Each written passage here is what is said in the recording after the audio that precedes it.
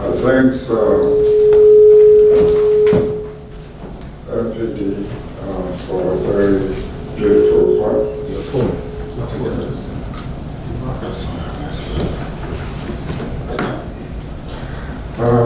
I think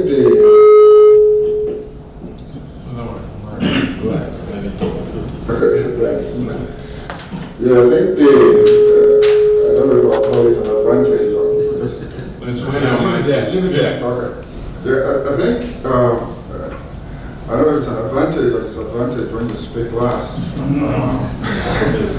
Yeah, so I'm going to kind of like put my comments in three buckets. The first will be more kind of like questions for the NBS around inflation numbers for June. So the second will be on money supply, and the third will be an exchange rate. I really was concerned about the MBS numbers for inflation. It's not that I want the inflation to go off the roof, but we do not see the impact of the increase in the price of PNX. We see a very smooth trend before and after, like nothing happened. Because the prices were immediate and very significant. It's smooth and in line with the trend that we saw in January. I think it's somehow statistically probable. I could be wrong. You have headline inflation moving at a consistent rate, but not in sync with PMS prices. So the MBS change methodology, I'm not sure. They collect prices half month and call it a full month survey. Still does not explain the data to me, so I'm interested to know because even a little more surprising when you consider both the policy measures that happened at the same time, the adoption of 7% VAT on imported diesel, the depreciation of the Naira, following the FX edification policy. So I don't want to kill that to death, but I think it's important that we get those numbers, or the CPI numbers, really correct.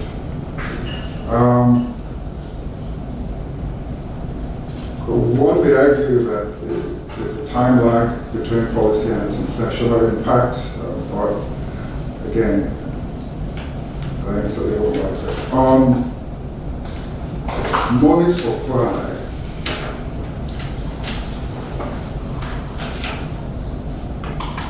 We have seen a very huge growth in liquidity balance. I think there were page 37, bullet 3, I talked about normalization of the reserve requirement for banks. Page 43 also talked about normalization of the CRNR.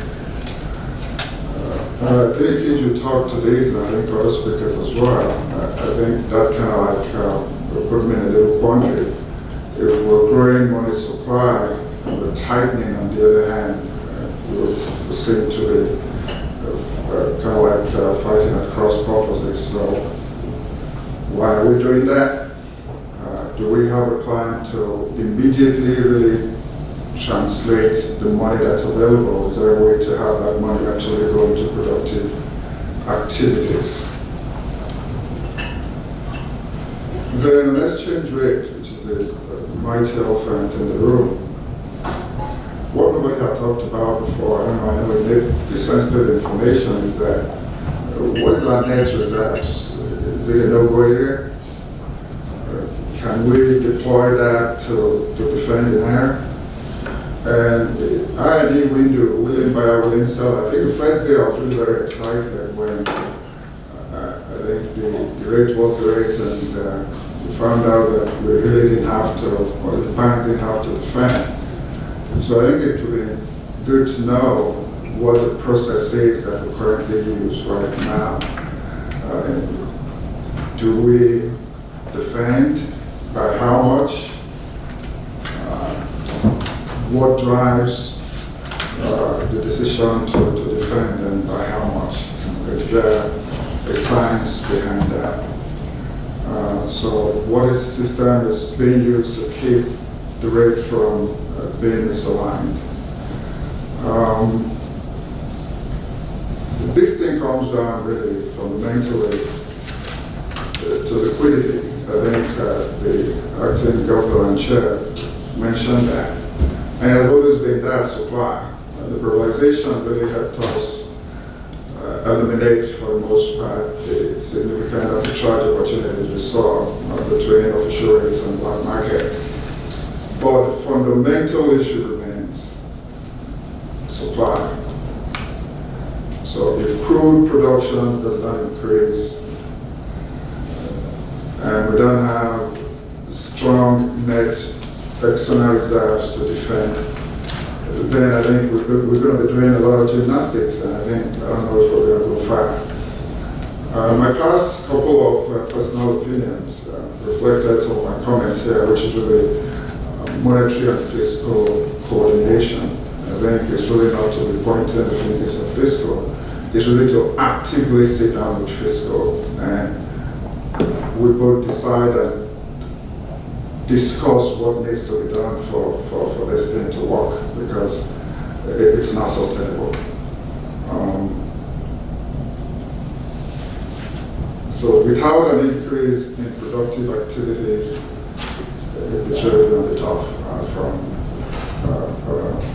productive activities from MPC. So if we don't grow supply, liquidity don't go up, you can't defend it now. So I'm not sure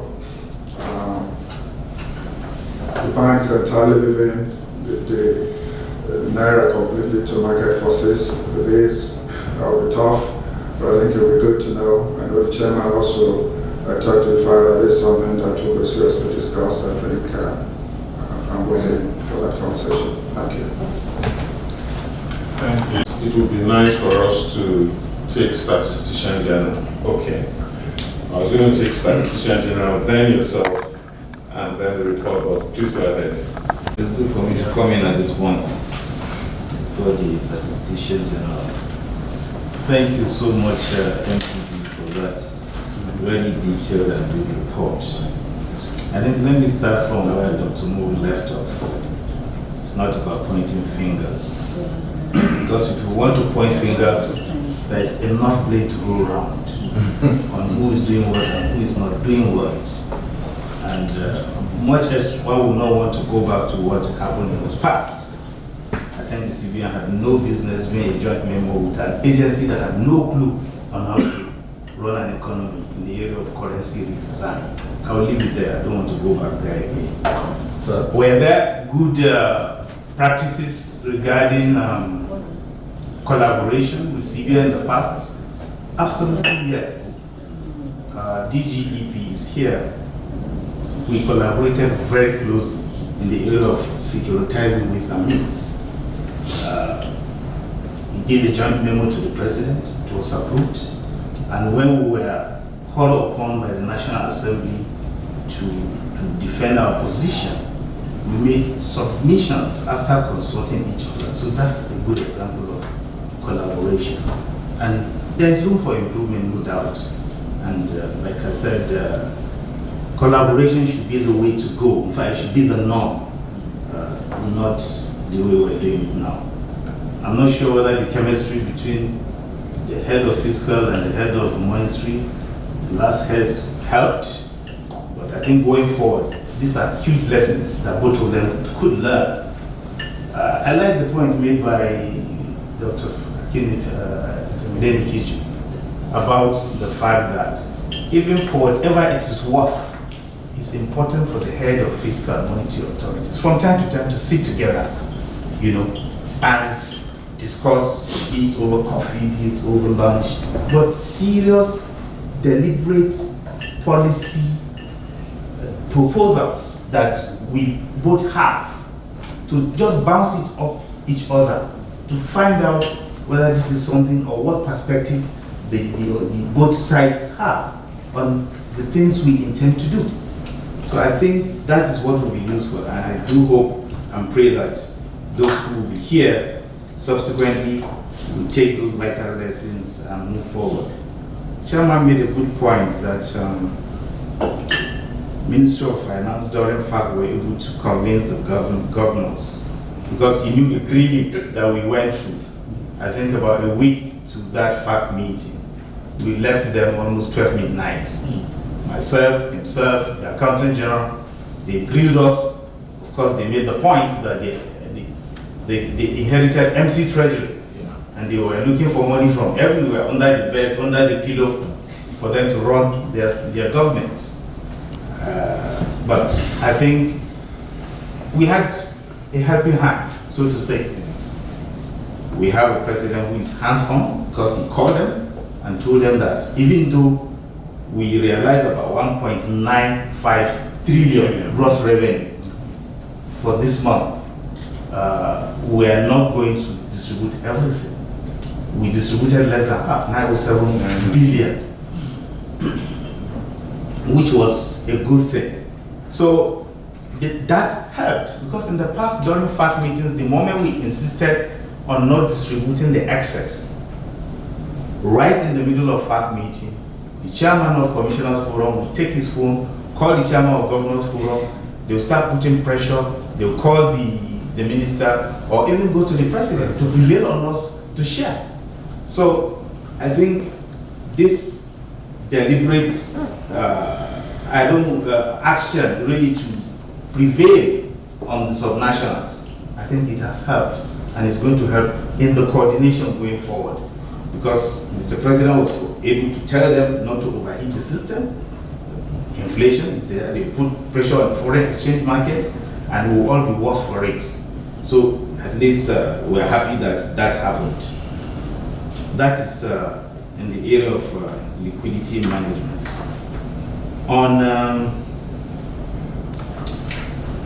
recommendation number 7, which is I think the last recommendation on the list, where we talked about food prices looming, affecting food inflation. You listed in your bullet 2 the need to advise government to make adequate use of the existing institutional arrangement to address the challenges of agricultural sector.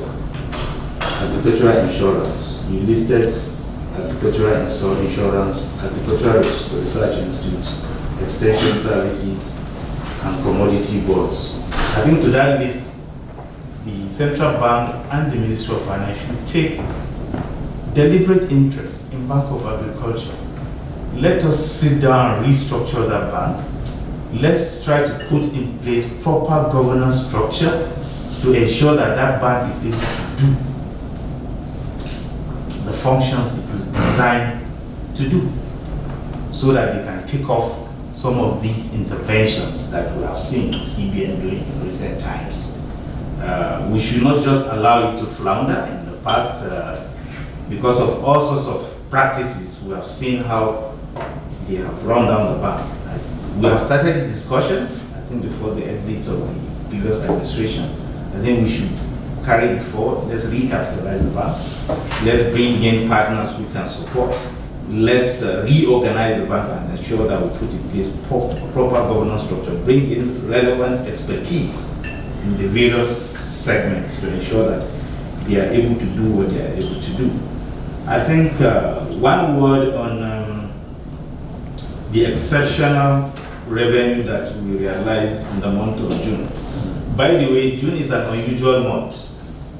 Every year, if you look back into history, it is a month that a number of corporations rush to declare their tax. Yeah, so it is an unusual month. And this particular June also made it extra unusual because it is the first month after removal of subsidy. So there were double effects to the revenue realization in this particular June. We would see the proper maybe trend of revenue from next month, which will have, of course, the usual subsidy removal. The impact, the positive impact will be there, but of course the effect of the tax collection from all the industries and businesses would not be there, because that's when we now know what is real accretion to FAC on a monthly basis going forward. Maybe the next FAC and the next FAC, then we can predict what the normal trend of FAC would be going forward. So I think it's important to make that point. What are we doing about the looming food crisis? I think on the part of the fiscal authority, we have a couple of interventions from African Development Bank. You have the National Agricultural Growth Scheme, or it is called Agro Pocket or Agro Wallet. It's supposed to be a deliberate intervention by government to support farmers with, in production of grains, and to support farmers with production of fertilizers. So there are other things like the staple agricultural processing zone facility, again of the African Development. In fact, this is not only African Development Bank. African Development Bank is participating, Islamic Development Bank is participating, and the European Investment Bank is also participating. The facility had been negotiated since last year. We have concluded meeting all the effectiveness condition, and it's over 600 million United States dollars. The Agro Pocket I referred to earlier on is for $134 million.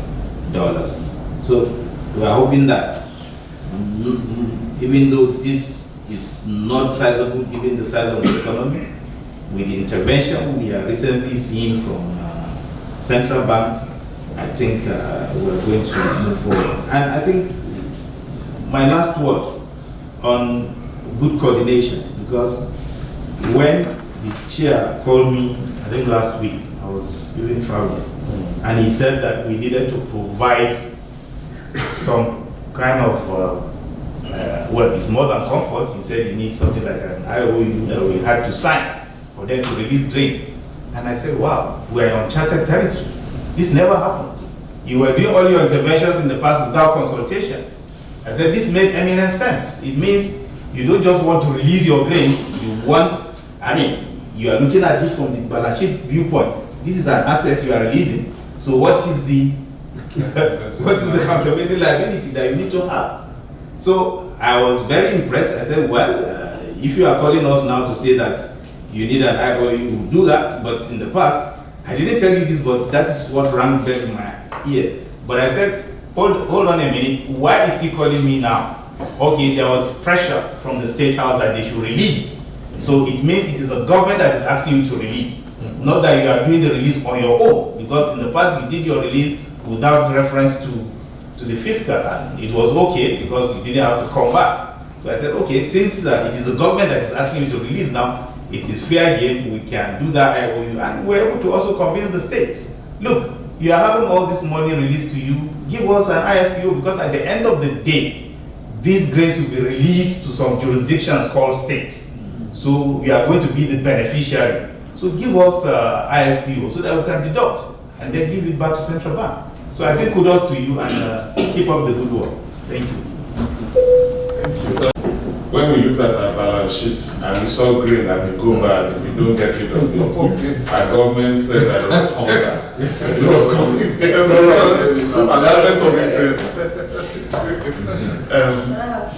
I'm going to say, yes, please. Thank you. So I'll keep my comments in abeyance because time is fast spent. On slide 56, the budget assumptions have not been changed. They're still 435. And I expect that once it's changed, I'm sure the fiscal would have changed some of the other parameters. So if MPD can give it to us against tomorrow, just so that we have it. Budget assumptions, slide 56. And then two questions for the oil release. The prices of petroleum products in Nigeria, why they still remain so low? We can talk about it after lunch. And what do we do with the balance of oil that we don't export? Because on average, we export about 50%. Thank you. I'll keep the rest. I'm sure the directors can respond on the merchant banks, and they don't do a good. If I have any additional, I'll give that. The issue I wanted to ask, the last one is on the benchmark. the monetary aggregate benchmark. I'm aware there are discussions. I'm not sure it's been approved. It's either it's been used here or has it been approved? Just for my understanding. Any questions or comments? So, first of all, thank you, Director, for the presentation. I thought that the slide where you looked at global growth and you were looking at IMF, World Bank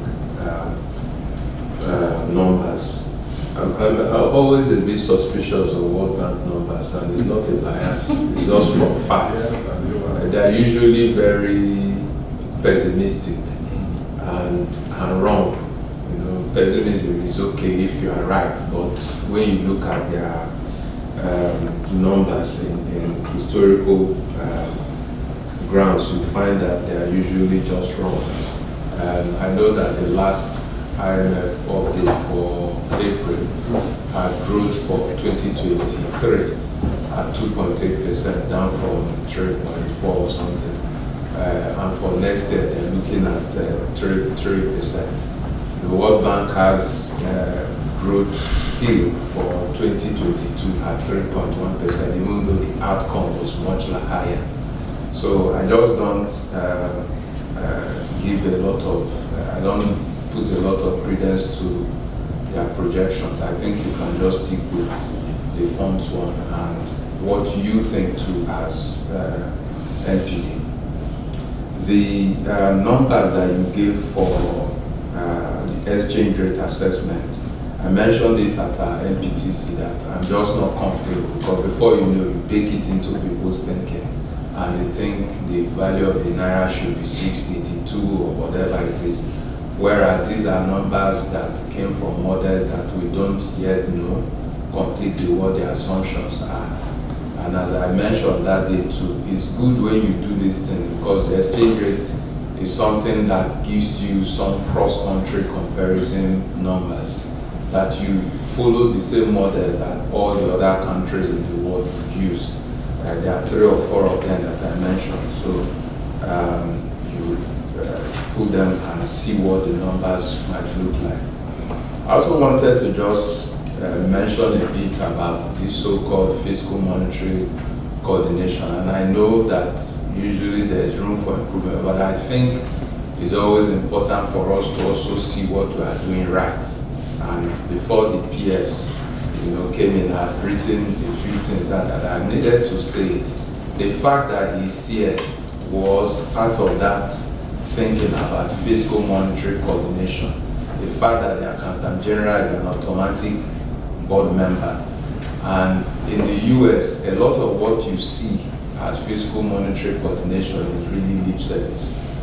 Because even as the Fed were jacking up interest rates, which is a discretion, contractionary policy, Biden didn't reduce spending, even after all those weekly launches. And you're right, they have those weekly launches. The so-called fiscal budget or the budget of the US, you know that the mandatory one is almost 80% of the budget.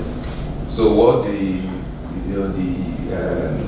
Treasury Secretary is playing with is about 20%. They have Social Security, Medicare and Medicaid, military spending, and then the spending that goes to interest payments. Because America is owing everybody. It's about 80-something% of the budget. So what they are really playing with, what you might call discretionary spending, is very small. So I just thought that it's important that I pointed that out, that there is truly a lot of coordination. But maybe in speaking about who to convince in the fiscal, we need to be making a distinction between the politicians and the technocrats. And even for those politicians to also see what their difficulties are, because they do have difficulties. If you win an election based on promises, you don't come in and say, okay, I can't fulfill my promise. The short-term things that they need to meet, and that is why they have to sometimes look as if they need to spend money. Because Professor Sanusi said this, I thought it's good to also just mention that what you're seeing in the market today is not, you said you've never seen or that never happened, something like that. As it has happened. we did it in 2016. What the only difference is that, of course, over time, we saw supply coming and the rate moderate. What we're doing now is basically what we have always announced that we do, which is a managed float. Of course, the interventions have started, not at the level that will influence the rates, but it's there. So, and that is what a lot of the world does. The US does it with interest rates. You saw with the UK, once the pound was shaky, the central bank came, Bank of England, bought all those gilt securities to stabilize the rate. So it has happened before. It's not really that new. Thank you, Chair. Thank you. Thank you very much, MPC members. Some of the points are repeated, so I will just address the ones that are unique. Inflation, I just read Professor Obadan.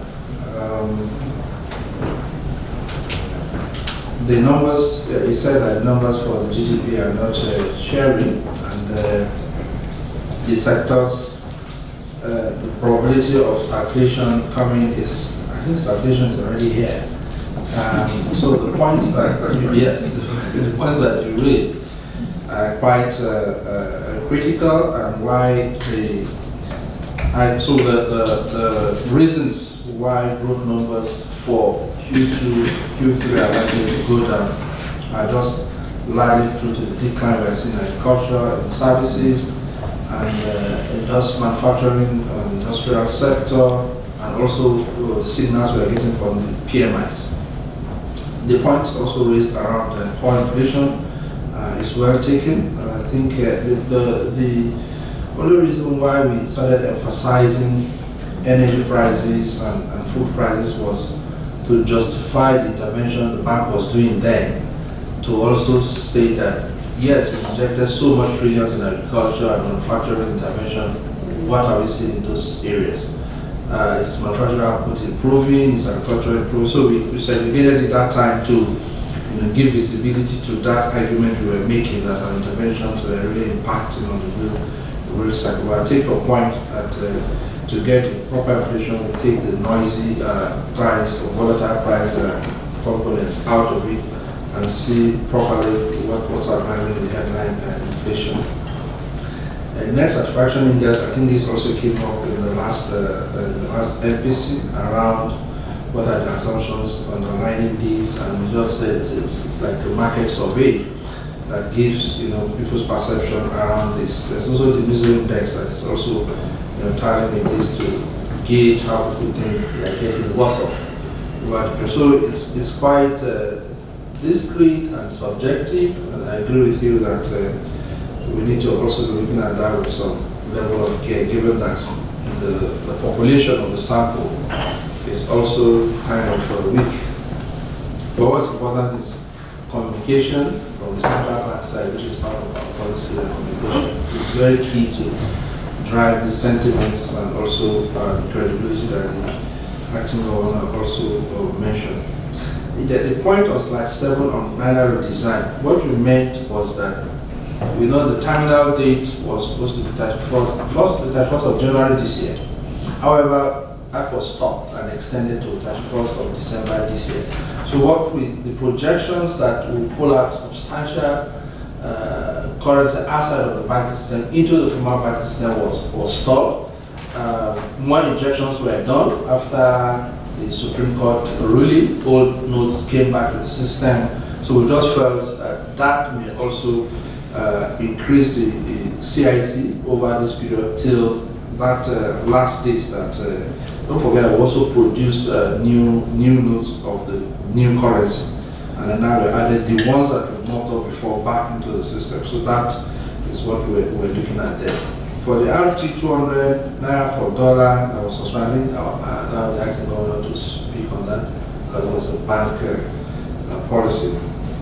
But in our policy, the equilibrium rate versus the market development, what we're seeing now in the parallel market, the analysis we did was excluding the parallel market. We're just looking at the ID window itself. we are mindful of the volatility in that market over this 1 month that this has taken place. We still believe that is a noise. We think things will settle down, but going back, what members have also said, supply side issues are very, very critical. In the policy recommendation, we mentioned market discipline so that the price recovery potential will achieve. What we are really referring to there is these speculative activities, this arbitrage that is going on. The bank really needs to look at that, and whoever is at fault will be seriously dealt with. The market is also not perfectly competitive, like you also identified. You could see a holistic structure there because there are primary players there who have the watchers to determine where things go. But if central bank regulation and monitoring is effective, that can also be nipped in the bud, such that we don't see those kind of behaviors, abnormal behaviors taking place. On the policy recommendations around, you also raised the issue around monetary and fiscal coordination. I think members have largely spoken around this. PS also mentioned some very critical things that we need to do together. And we were more referring to in our policy recommendations that even though we are not doing inflation targeting or whatever explicit inflation target, it is important that, like the PS said, that at the highest level, Governor, Minister of Finance, CUG members, and PS, permanent secretaries in the ministries, have a forum where these discussions will be taken. There was a suggestion we wanted to give why the CBN governor not at FEC, even if as an observer. So that when these things come up, they can always ask the CBN governor, okay, we are going this way, what is your... So even as an observer, the CBN governor should be at that FEC and be able to... We know they go to the National Economic Council, but as a lot larger group. But the options will be manned out by the management of the bank. But that, in essence, we want to say that if central bank is having expected outcome, and we know that the fiscal developments and other global shocks can derail that outcome, then there's a need to have a conversation with the fiscal so that we have a coordinated, so we don't keep missing the expected outcome, because I know we're giving excuses that no, it's because fiscal has not done this, fiscal has not done that. It's the same government, and there's a need to have that collaboration. Professor Adin Nikiju, the negative oil growth, that's also taken on board. We need to let, I get the point, Professor Adin Nikiju always emphasized that even the oil sector is important for growth, and the diversification of the economy should not just be vertical, it should also be horizontal. So there's a need to also develop that sector to contribute to good. Technically, it's the largest source of oil, even as of today. And so there's no need to, there's importance to keep that sector relevant. And also the arguments around the globalization also means that we should also be looking inwards to see our potentials and tap on them maximally. The CRR issue also came up at our in-house meetings, the MPC at the departmental level, and the explanation which the Director of Bank Supervision gave was the fact that the merchant banks do not have access to this retail deposit that other commercial banks get in terms of people bringing in deposits at lower cost. Merchant bank is more like wholesale banking. They deal with prime market players, and so putting them on the same pedestal with commercial banks that have huge deposit fallback was not appropriate. So they brought it down because they don't have that large retail bottom to be meeting that. So at that 10% means that it's been normalized to, and that's what we use the word normalization. And they've been agitating for this for long, but the real technical part of it, the Director of Bank Supervision will speak to that during this presentation. Why is lending not impacting on the liquidity in the system, not impacting on the lending rate, which is a paradox that Professor Adin Nikiju identified, and was saying that if you have so much, the point is that the banks don't lend as much as we want them to lend, and they hold their investments more in other risk-free instrument, treasury bills, the almost that they hold, and some of the FX transactions. So the point is to drive them to, lend more, and if they don't lend, they will take the money out of the system so that it doesn't become inflationary in the long run.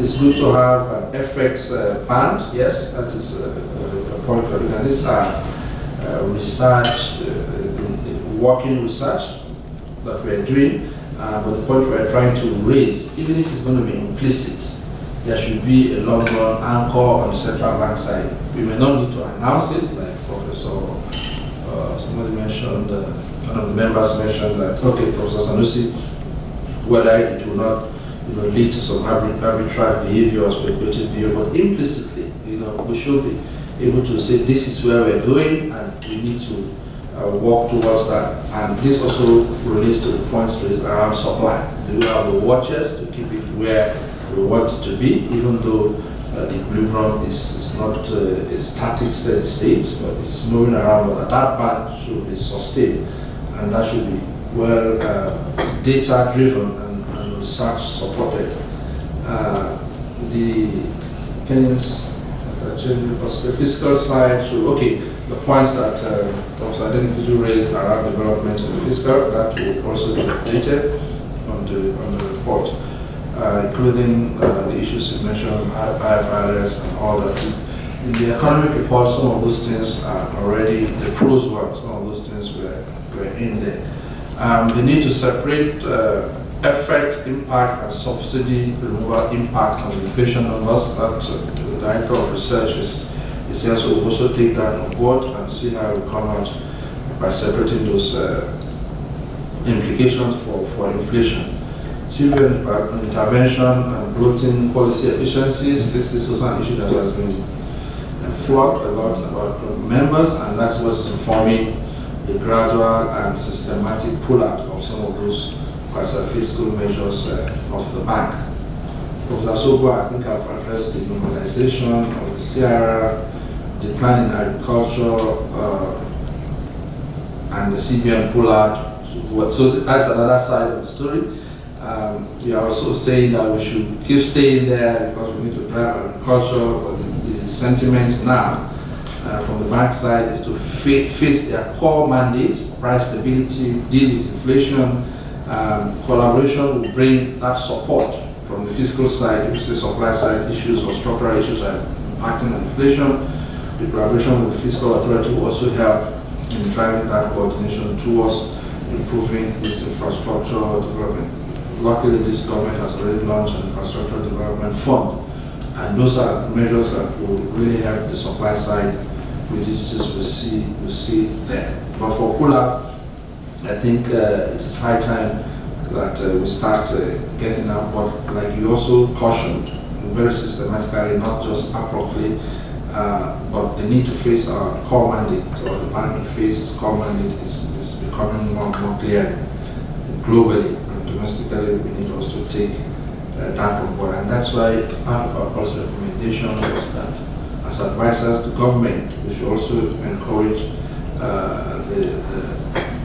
the existing infrastructural template, institutional template to be used to drive, because like PS said, if you look at the ministries and other institutions that have been developed over the years to drive development, there are enormous of them, but it's just that they're comatose, they're not effective, they're not funded, the right people are not put there. So if those are activated, then the central bank doesn't even need to intervene in that space.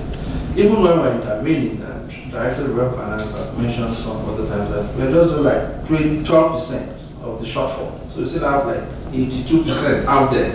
So if whatever we do cannot impact more than 10% of the expected outcome, and because we don't even have the resources and manpower and all of that arrangements to drive that, even though we use the banks. Because we also talked about whether the unification was Uhuru at the end of it, and I think Professor Sanusi also mentioned around that, but the point raised is also well noted in the sense that liquidity transparency of the market, the watchers to intervene when you already know your anchor rate. It's very important, and I think the bank is working towards that. Why did the PMIs decline? This even with the severe intervention, and that's also related to the point I just raised. The interventions are just a small proportion of the potential shortfall in that space, so it can go as much as we could. But the sentiments are that this will pick up as other players come into the space. The payment of DFD interventions, I think from the reports we have, we are still up to date. We're not in any systemically risky of default. And in one of the meetings, Director DFD also gave an update in terms of this. These are things that crystallizes on a monthly basis. The loans are of different maturity. But averagely, I think the repayments are still not, even the shortfall, they are not systemically threatening now. So Sanusi, yes, the FX issue is alien to us. I think DGEP has also responded to that, but the points around supply and the watchers to intervene where necessary will be supported. I will also maybe refer to the acting governor to also speak around the model of the market now, in terms of intervention, whether we're intervening in the market now, all that. We identify in our report that yes, there are pressures of unusual demand, whether they are speculative, whether they are arbitrary developments, but in policy recommendation we also ensure that we also measure that the bank should ensure market discipline. That is largely what we're referring to there, so that players in the market play in a very transparent manner. We're also aware that yes, foreign investors are still sitting back and watching what is going on. They're not rushing, so we don't see the huge influence yet. But we really want to be sure that there's credibility in what the bank is doing and the market is evolving efficiently as is expected. But we still emphasize that there's a need to have a long-run target or equilibrium threshold, and whether it's going to be implicit or explicit is left to management or MPC to agree on. But there must be a place within where Naira is appropriately priced. Yeah, given all the fundamental factors that will drive what is the appropriate price of the Naira. So it was well, whether the question was, did we really think through this? Yes, it was well thought through. It was based on some evidences at our disposal, and it's an ongoing process. Inflation expected for food and energy, I think that is also been taken, the downstream liberalization. These are all issues that Professor Sanusi raised around the FX development. If the downstream liberalization enables free flow of the price or free fall of the finished good price, the point we're making, I think Professor Adeniki has also mentioned this sometimes, is yes, the liberalization is not just for people to keep importing refined product and selling locally. It's more around incentivizing the local producer, including the modular refineries, to start production, so that if we take up the domestic consumption, the larger proportion of the crude oil we have can now go out for export, and then we have the FX inflow. So we don't expect people to use this liberalization to be bringing in finished product and then start with the exchange rate itself to be a disadvantage, because we've got to drive domestic production, to use all the channels, even some of our refineries that are comatose now, modular refineries, other players in the space, horizontal diversification, so that other byproduct petrochemicals can all come in and drive growth.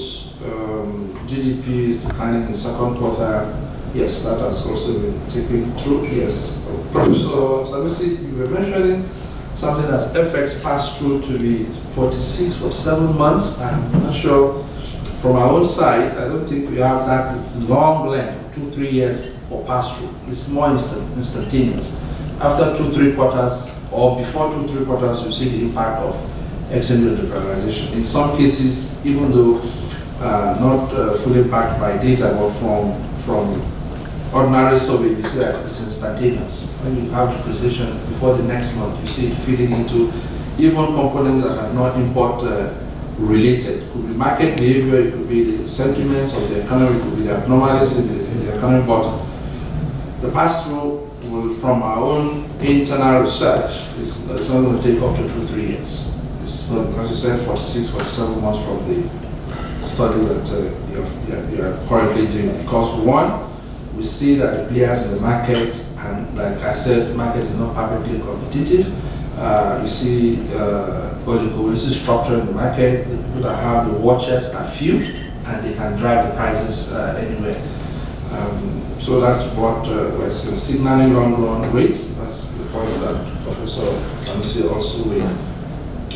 Dr. Mo, inflation for June, I think MBS will speak to that. We also had projections in our in-house estimate of over 23%, a lot higher than what actually came out.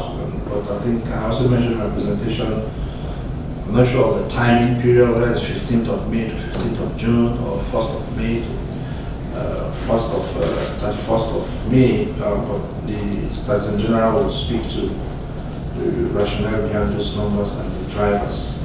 Normalization of CRR is already dealt with, unification of exchange rates. I've spoken about that, the acting governor will speak more on that. The points raised by the PS, yes, there's collaboration going on, that needs to be intensified, and there's a need for that to also be strengthened, both at the highest level and even at the technical level. The issues raised on Bank of Agriculture, with all due respect, I also refer that to the acting governor to also address. You know that the bank is actually in huge negative, or DGFSS can also speak to that. It's a huge negative. The source of recapitalization is something that we need to look at, but I absolutely agree with the PS that there's a need to create those platforms, particularly if the central bank is not pulling out from its own interventions. And then the point on the revenue for June is also noted. We'll take that on board in our assumption, in our estimations going forward. DGFSS on budget assumptions. I'm not sure if that has been adjusted at the National Assembly. I don't know whether PS will speak to that. We still have the same numbers. I think we have, so maybe when the National Assembly now readjusts it, then we can take that on board. Even for the MTF submission, we use the same primary numbers in our programming. DGCS, the programming template is already approved by COG, and that was what we used for this MPC, and the monetary aggregates we used, and even we captured the liberalized exchange rate already, and the subsidy removal in that programming. DGEP, which is the last one, is yes. If you look at our report, we actually excluded the World Bank projections, so we just use our own staff estimate, IMF, and the federal government. Optimal FX rate.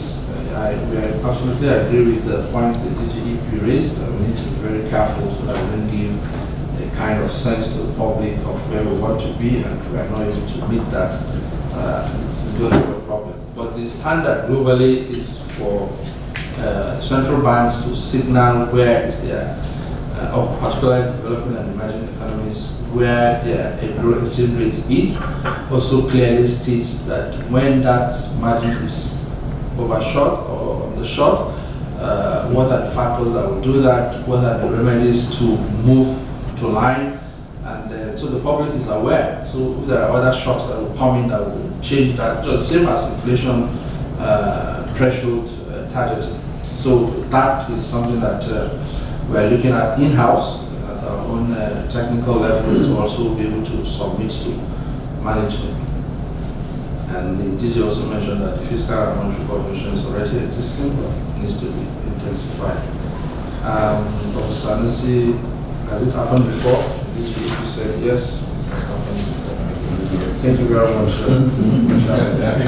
The number of questions that you said, did your operation of acting governor will answer? Like a number of them. Before I answer, maybe some insights from Statistician General may also help, but we'll come back to them and then maybe around FX. Mr. Chairman, I will basically talk around the GDP and the CPI, which some of the figures have been rolled out by the presenter.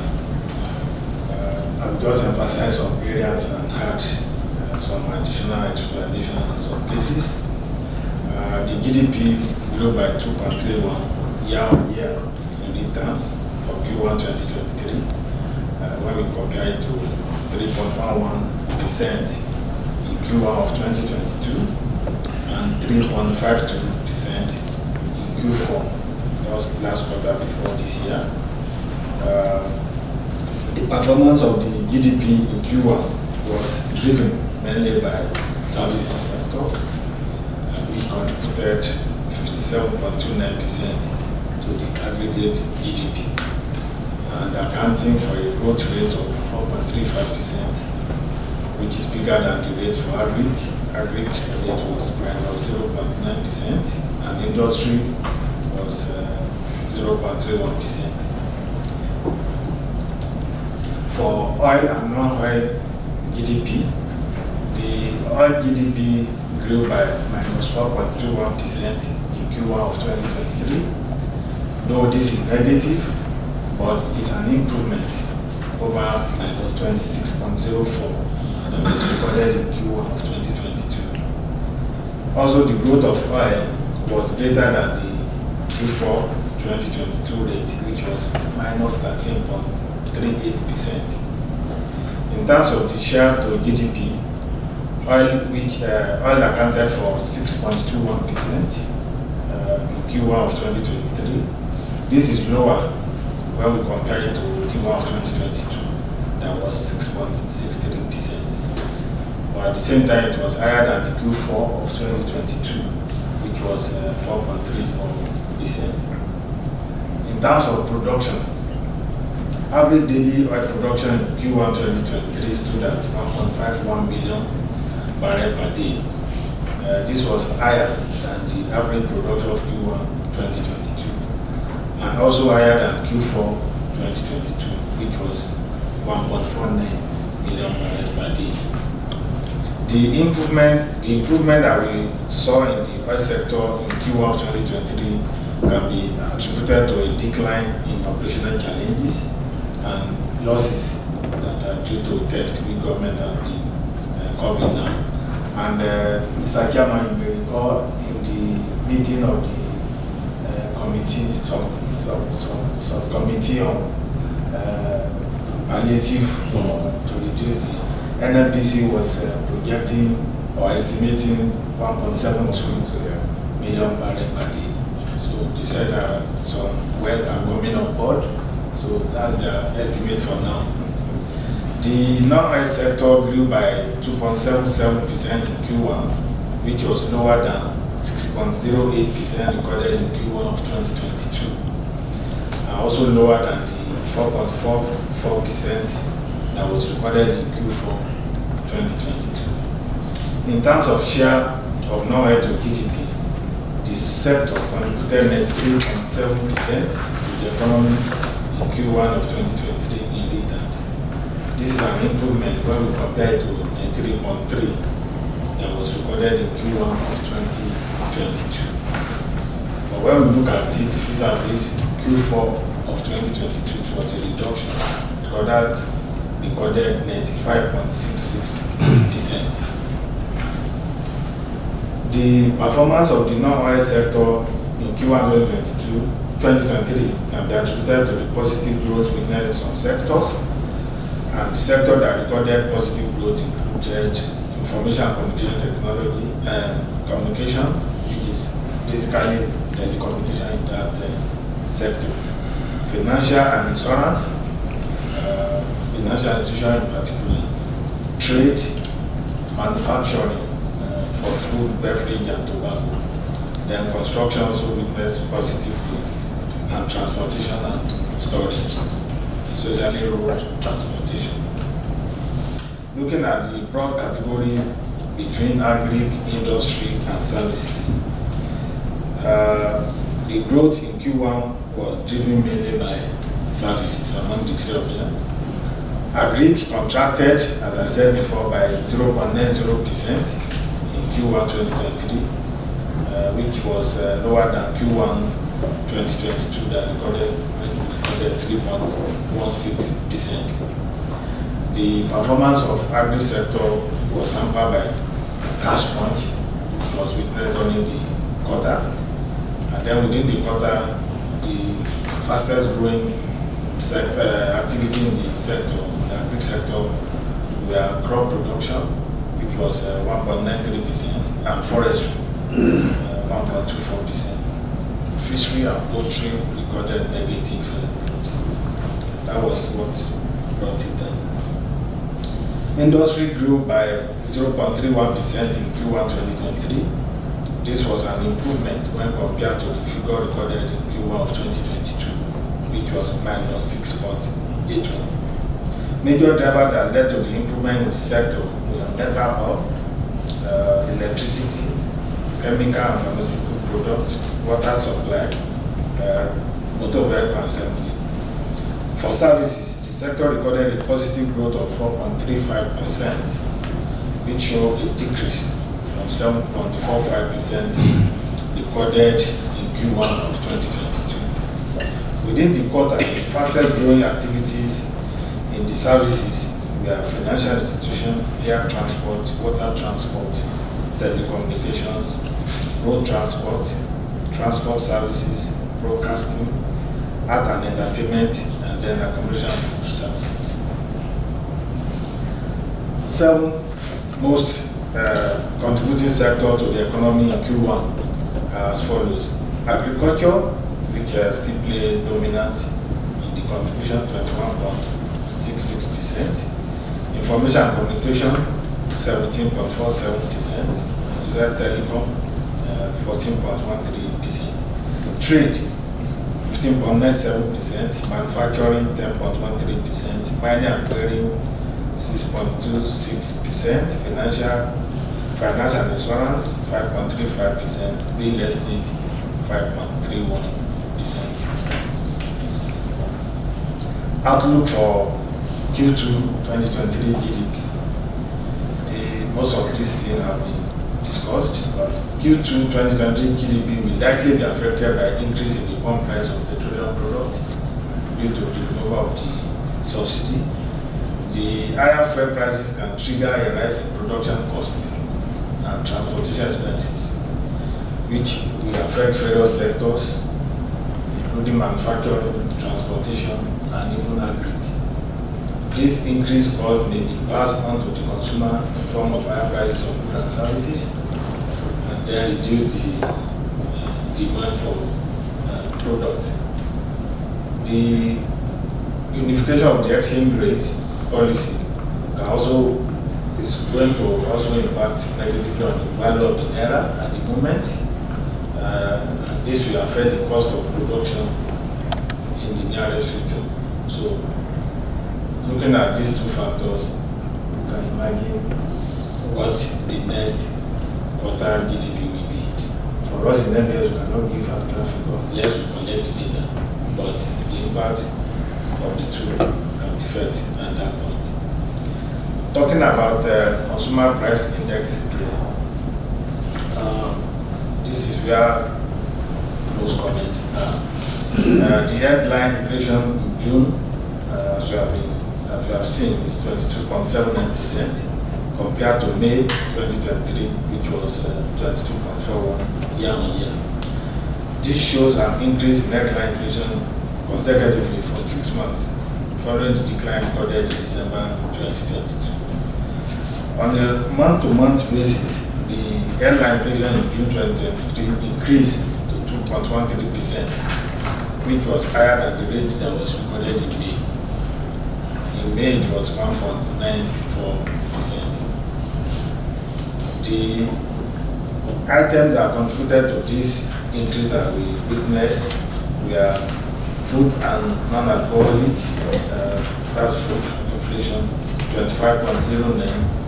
It was followed by transport, 24.83, then education, 21.49, health, 21.13, and then we also have communication, just 9.54, and the recreation and culture, 11.48. That is on year-on-year basis. If you look at the contribution on month-to-month basis, transport now came first, which is 2.41%, and then followed by food, which is 2.38%, then health, 1.95%. Communication on month-to-month basis is just 0.83%, which means that the impact of fuel price increase is not on all products, it's just basically on food and transport. And there are so many, over 740 items. So that is why we are talking about whether the inflation should go up or not.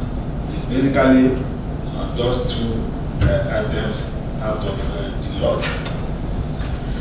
Core inflation, this is all items less farm produce.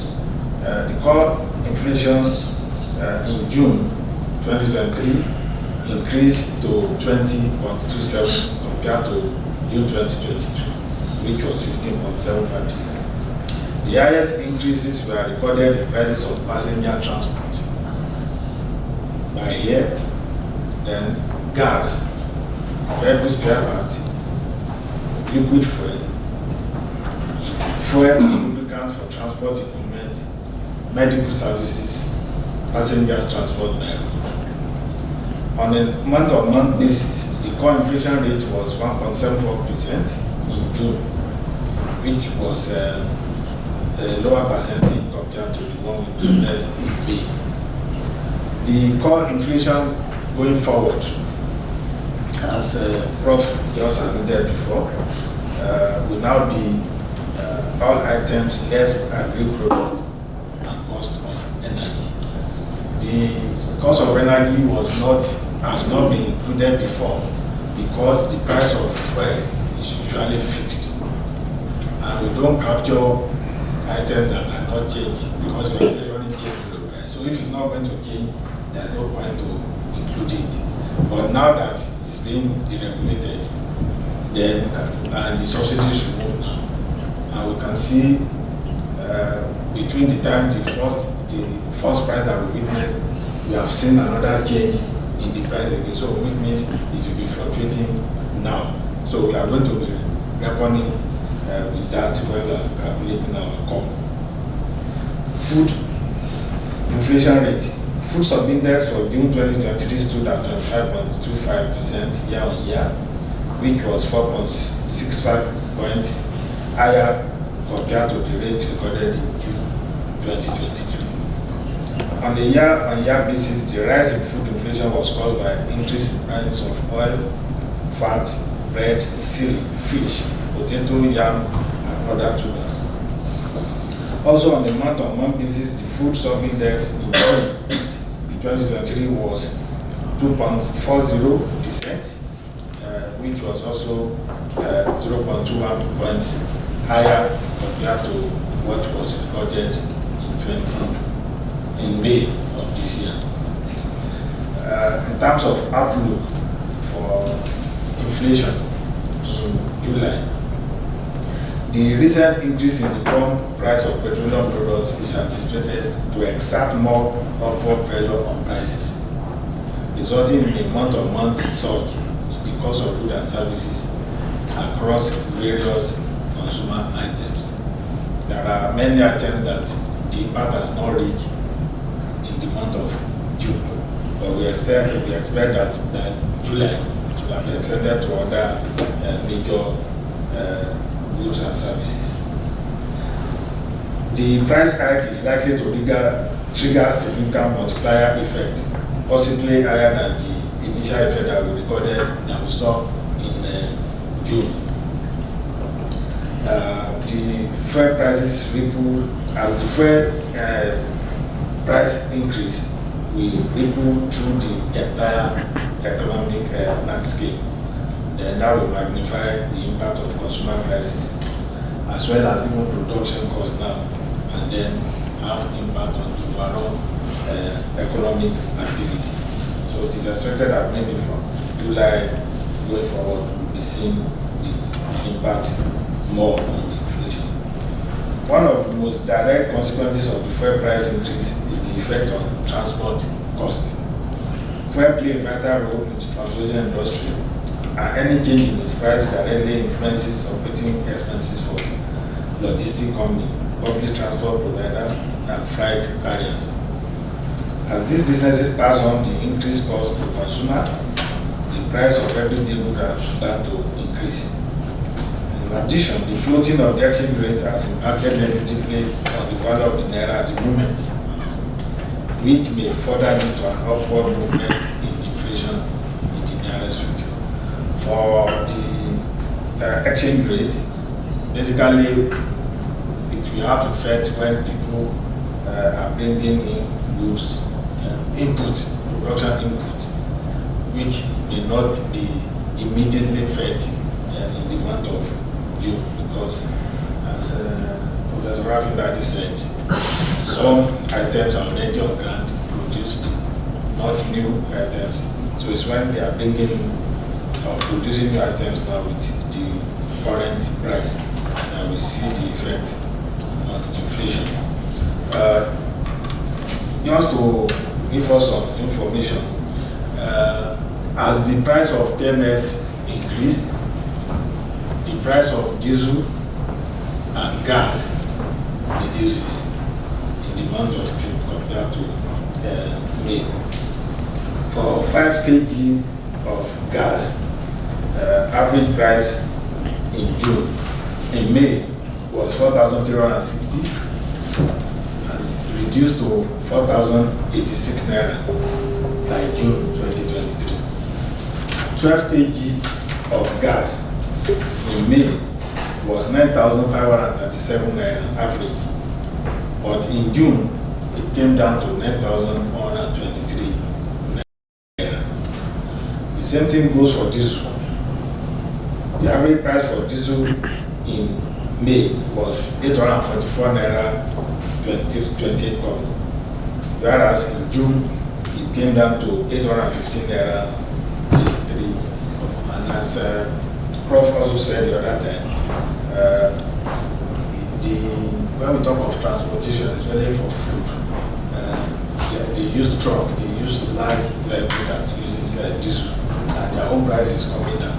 So the effect of fuel, price of fuel, cannot just permeate all aspects of transportation as well. So, as for our methodology, there is no change in methodology. There is no way we are going to change methodology and we will not announce to the public. You can't just change it overnight or underground. So it's the same methodology that we have been using before, and we collect prices second and third week of every month. There is no where prices are collected every day for a whole month. No country is doing that for logistical feasibility reason. So it's usually either the country, some country collect just 1 week in a month, some collect 2 weeks in a month. But for Nigeria, we collect 2 weeks between second and third week of every month. So the methodology remains the same. I also want to quickly mention some things that we want us to look at when we are talking about the impact of this fuel price increase. The inflation rate was already high all along at 22.41, 22 that we have been witnessing. So there is a limit by which it can continue to just jump immediately the fuel price was increased. That is one. The other point is that the weight of PMS itself, when we look at it in the group of transportation, the weight is low. Maybe because of the base year that we are using. As at that time, the base for fuel was very low. Probably when we debate now, we can have the current weight that we instead actual consumption of the PMS. So, as I said, the price increase cannot affect all items immediately. Some with immediate effect, transport, food, but there are others that it will take time before they begin to witness gains. Communication, alcohol, gas, they are still the same price. A friend was telling me that the same amount he was buying there, he's still buying it not till then. The disposable income is also not, it's not like when they increase the fuel price, they increase salary. The amount that is available to spend is constant, remain the same. There are cases where transporter increase their price, but they could not get passenger. Just like Prof was saying, you will get out of business. So you just have to be forced to reduce the price to what people can pay. So that's another factor. There are some people that reduce to 1,000, but passengers they can't pay more than 500, 600. So and they have to carry passengers. That's another factor. I think these are some of the highlights I take on the two. Thank you very much, sir. The link between fuel price and foreign exchange. I'm going to come to foreign exchange now. We need to really look at it because the model for computing the retail fuel price actually has the foreign exchange rate as one of the variables. And so what happens in that market not only impacts directly but indirectly again through fuel prices as you have highlighted. So the big elephant in the room, apart from liquidity, is foreign exchange. I'll give you some information so we can then have a meaningful discussion. And I think some of my colleagues will fill in. We have about 33 billion in reserves. Over 20 billion of it is encumbered. We have when we look at the numbers and our obligations, in addition to the bit that's encumbered, we have payables largely to Nigerian banks of about another 5 to 6 billion dollars. So that gives you some idea of the leeway that we have. We are looking to increase our distributable reserves to the extent that we can use them, because we're going to talk about intervening and how much you can bring into the market by either encumbering some of our additional assets like the SDR or by getting new loans. As of today, we believe we can make available about 3 billion into the market immediately if the need arises. I think the good thing that we've seen is that MPC has actually started contributing into the pulse. So I see the contribution of the oil sector in GDP going up significantly from where it is and becoming really a big factor. The nicer part of it is when we look at the foreign exchange earnings, on the average, the foreign exchange earnings of the government have been between 600, actually between 550 and about 650, 700 million. That's from oil taxes and some other collections that we've had. We had nothing from MPC. In the last month, we had in excess of about $1.5 trillion, As of today, what we've collected is $1 trillion in the revenue account. This is the foreign exchange element of it. And we're hoping, we had some one-offs last month. But if this is a trend that we see, then we can begin to plan on it. What we had before, like I said, was roughly about 550 to 650, and payment of government obligations would take about 2/3 to 3/4 of that amount. So we had a fairly tight, not fairly, we had a very tight margin as it was at the central bank. And I know the governor had said it one time, but nobody asked how we managed to fund the market. We were able to fund the market because we were able to leverage our reserves at that time, but it is largely leveraged as we see it now. Do we have a plan and strategy for the foreign exchange market? Yes, we do. We have a new director of financial markets, Dane Shonekon, who will share some of what they're doing. And since I'm introducing her, I'm sure we all know Mrs. Duke, Omalara Duke. She's our new director for research as well. So, please. Good afternoon, members. Good afternoon, members.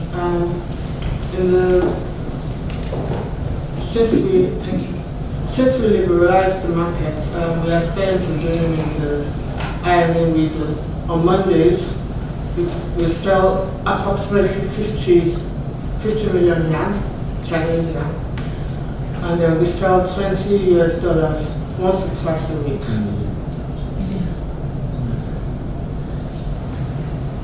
Go on. Why are you looking at me? You meant 20 million. 20 million. You said 20. $20 million, sorry, once or twice a week. We asked the banks to send in their quotes. There's a 2-week quote, which is willing buyer, willing seller, and we monitor to make sure that those quotes are trade backed. If they're not, we disqualify them.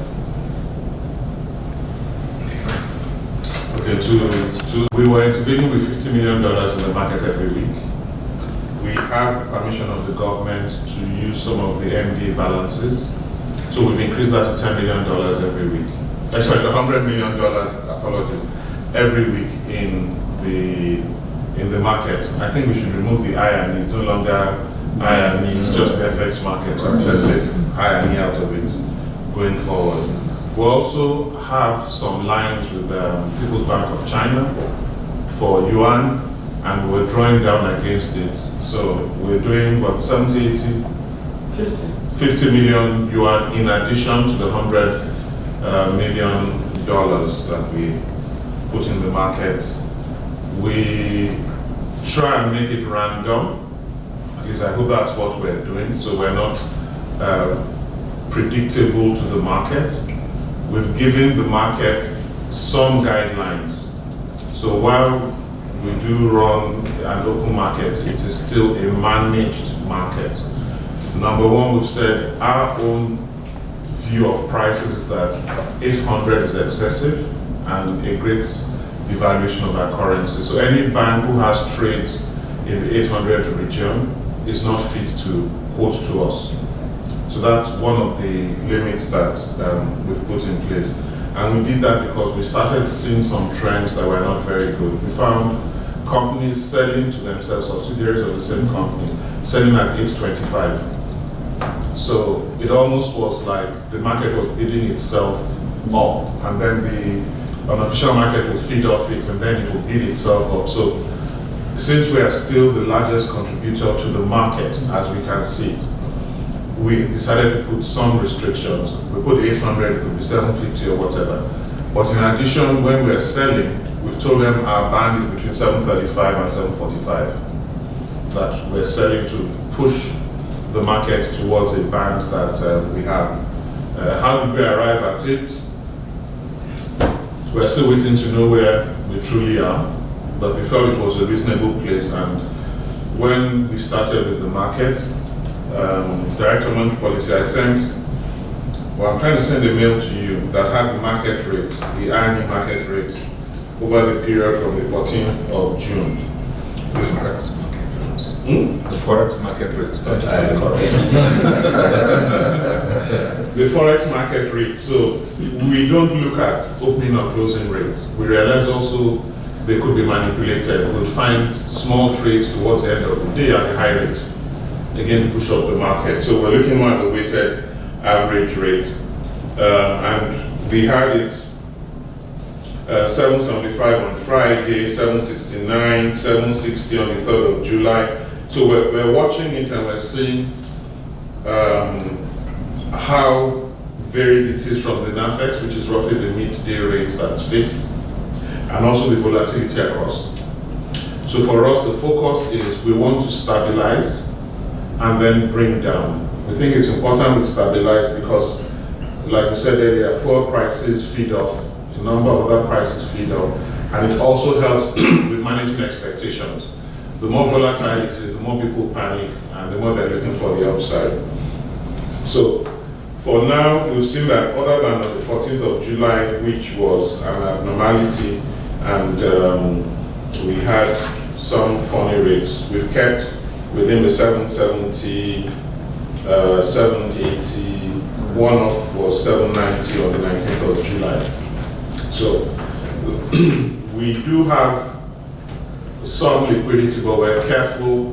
There's no point coming into the market and then all of a sudden you cannot continue what you're doing and people say you've run out of steam, and then you have a problem.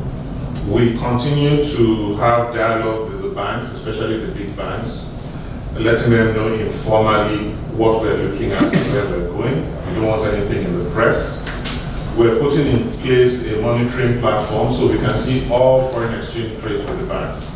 Right now, what we can see is across banks, but we can't see what they're doing within, so they may still be doing 800, 840 transactions with their customers and then selling across the market at under 800. We're hopeful that by the end of the month it will be in place. Then they'll give us their complete blotter of all foreign exchange transactions. Again, looking at it, we can then try and use moral suasion as is possible. Once that works, we've had a meeting with the bureau de change operators and we've called them to order. They were not rendering returns or reports before. We didn't know what was going on in their market, and when they did render returns, the documentation was such that you weren't sure if they were real and valid transactions. They would copy people's passport numbers or BVN that they're supposed to verify. So we've told them they need to start reporting, and we've cleaned up the reporting channels. Once we get them reporting, the idea is to put them also under the same solution we have for the banks. So we can have a complete view of executed exchange transactions. It still doesn't tell us the demand, but at least gives us a feel for demand that's matched with supply. And we can then begin to see how it's going. Again, when you look at the market, the volumes are not impressive, but when we look at our foreign exchange utilization, the volumes there are so much more. So we had 77, roughly 78 million on Friday. The biggest day was 263 million with a one-off of money coming in. So we're not seeing that much activity interbank. And we believe there's a lot more activity within the banks. Once we get this platform up and running, we'll see the complete picture and know if there's actually foreign exchange coming in, but the banks are satisfying their own customers first and foremost. What else have we done? We've also looked at the net open positions and seen the people that have bought into their positions instead of selling to their customers. So one of the things we told the banks is that at this point some of them are oversold. The key thing is in meeting demand, and we have two demands. We have mature demands, and then we have pent-up demand, and then we have current demand. Matured obligations we know. Pent-up demand we're assuming, and we're from the volumes, and as we put money in the market, we begin to see what's happening, and maybe we have a better feel for it. But there's still quite a bit of demand out there. So we ask banks, rather than buying and holding into position, you cannot maintain, you must maintain a zero position. Everything you buy, you must sell to a customer. So that forces, at least for now, that they meet more and more of the customer demands as they're able to acquire foreign exchange from trades amongst themselves or from elsewhere. Some of them account holders that have to make sure that they have documentation. So, that is fine. domiciliary account holders, the intention behind the domiciliary account holders was to encourage a lot of the cash that was outside into the banking system. We had seen over the periods of election, especially the primaries, about $350 million exiting from the banks as cash and going into the economy.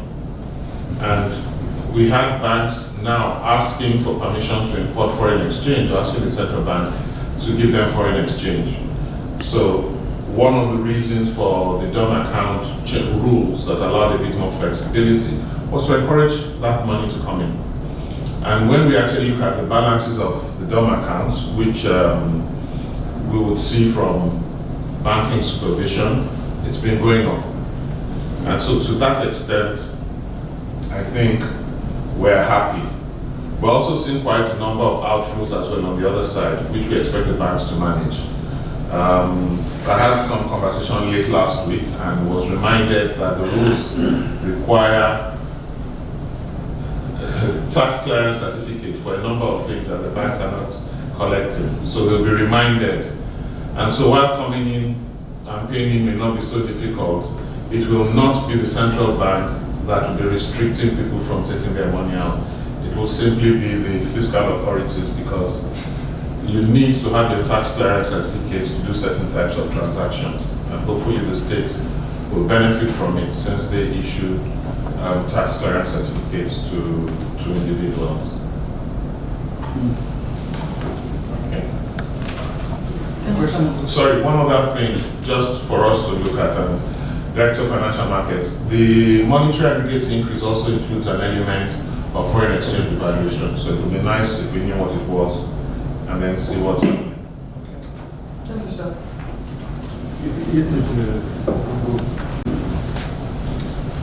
I just wanted more explanation around this.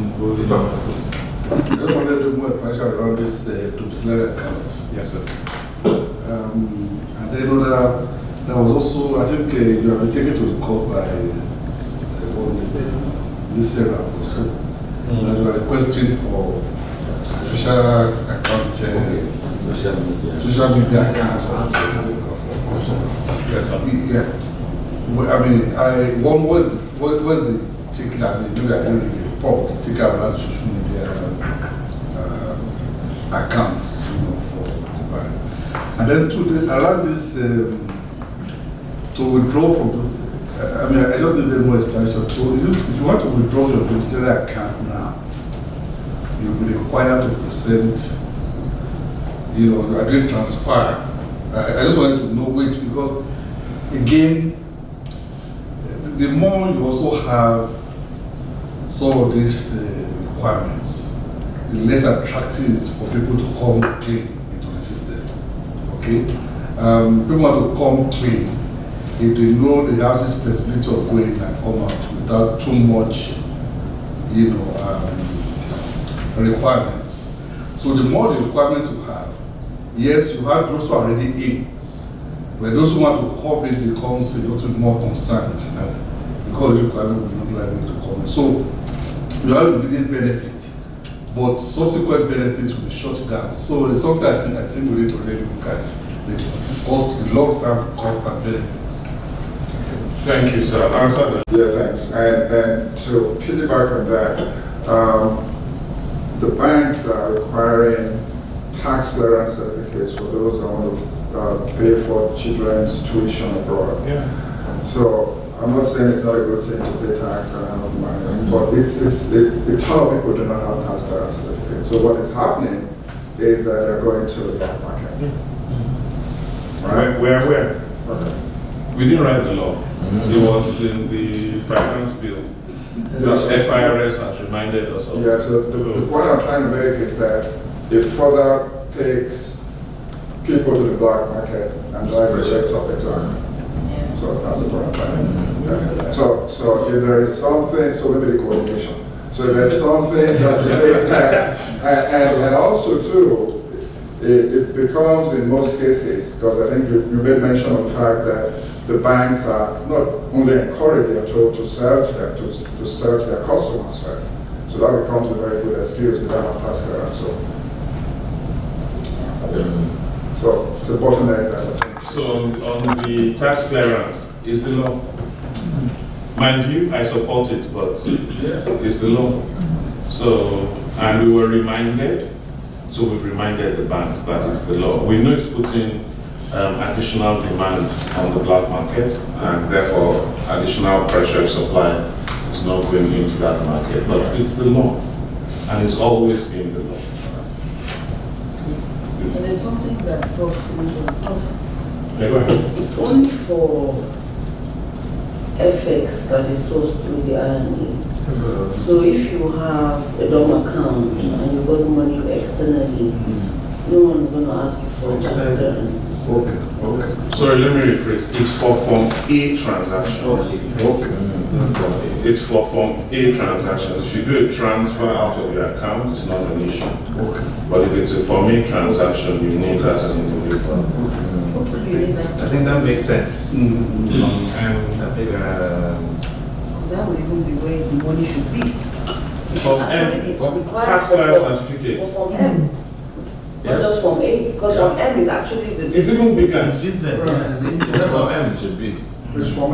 Because everything you want to import, you have to. Yeah, it's not a requirement. It's not right now.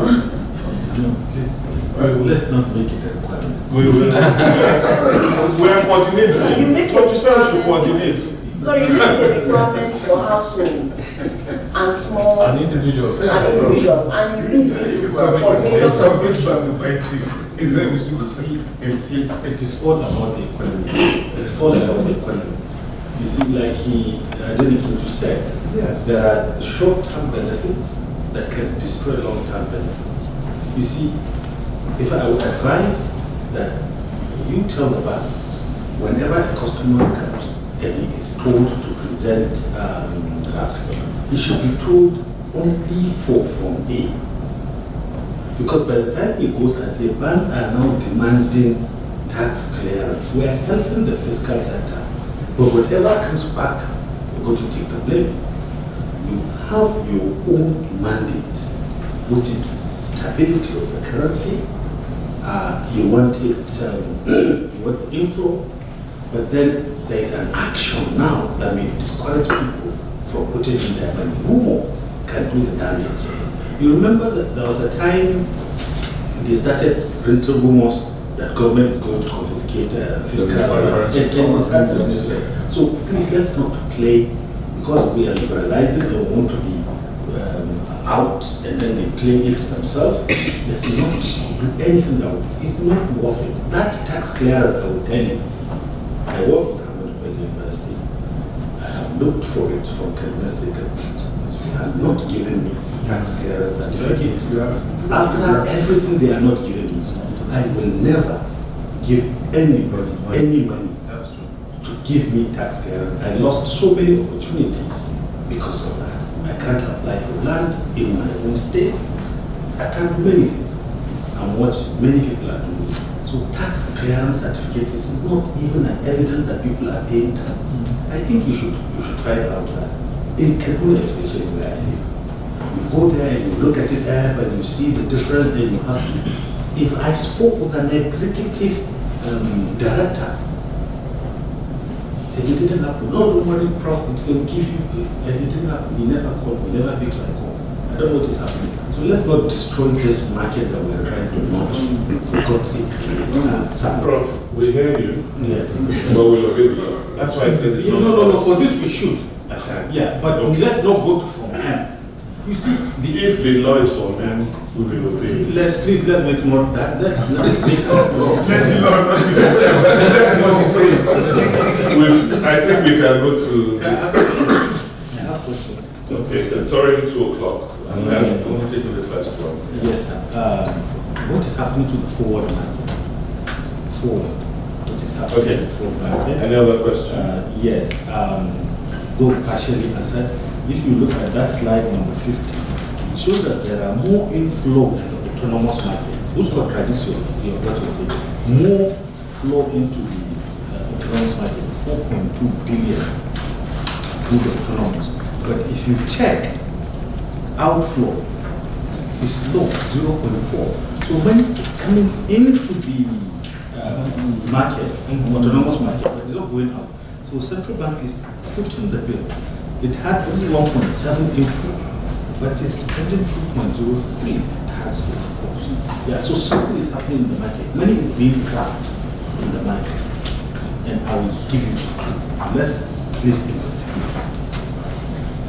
If you see there are arrangements between black marketers or BTCs or what with banks, that is their source of foreign exchange. I don't know how they do it, because I know when somebody needed foreign exchange, he got it from a black marketer who got it from the bank. I don't know how they do it. Magic they do, but it happens. Let's look. Thank you, sir. So I'll just quickly answer the forwards.